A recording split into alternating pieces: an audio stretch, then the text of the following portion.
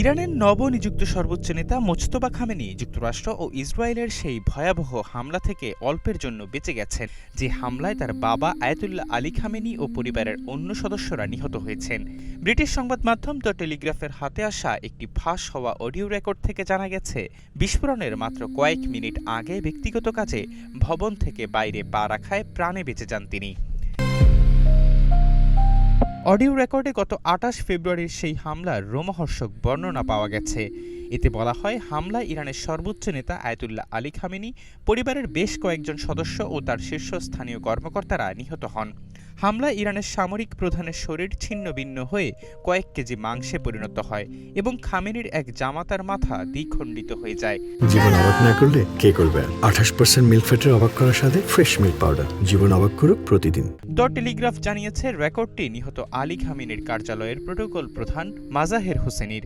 গত ১২ মার্চ তেহরানে এক বৈঠকে তিনি এসব বর্ণনা দেন। প্রতিবেদন অনুযায়ী, খামেনি পরিবার ও ইরানের শীর্ষ নেতৃত্বকে একসঙ্গে নির্মূল করার এক সমন্বিত পরিকল্পনার অংশ হিসেবে গত ২৮ ফেব্রুয়ারি স্থানীয় সময় সকাল ৯টা ৩২ খামেনির ওই কম্পাউন্ডে হামলা চালানো হয়।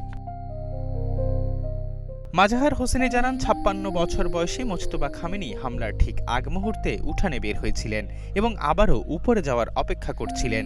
ঠিক সে সময় ভবনটিতে আঘাত হানা হয়। এতে তিনি পায়ে সামান্য আঘাত পেলেও বেঁচে যান। তবে হামলায় তার স্ত্রী জোহরা হাদ্দাদ আদেল ও তার ছেলে তাৎক্ষণিকভাবে নিহত হন। আয়াতুল্লাহ আলী খামেনির অন্য ছেলে মোস্তফা খামেনিও হামলার সময় কাছাকাছি অবস্থানে ছিলেন। তিনি ও তার স্ত্রী অক্ষত অবস্থায় বেঁচে ফিরতে সক্ষম হয়েছেন। হোসেনি জানান, ওই হামলা এতটাই শক্তিশালী ছিল যে ইরানের সামরিক প্রধান মোহাম্মদ সিরাজের দেহ ছিন্নভিন্ন হয়ে যায়। তাকে শনাক্ত করার জন্য শুধু কয়েক কেজি মাংস অবশিষ্ট ছিল। এছাড়া খামেনির জামাতা মেজবা আল হুদা বাঘেরি খানের দেহ পাওয়ার সময় দেখা যায় তার মাথা দ্বিখণ্ডিত হয়ে আছে। হোসেনের দেওয়া তথ্য অনুযায়ী, খামেনি পরিবারের সদস্যদের থাকার জায়গা সহ ওই কমপ্লেক্সের বিভিন্ন অংশে একই সঙ্গে একাধিক হামলা চালানো হয়েছিল।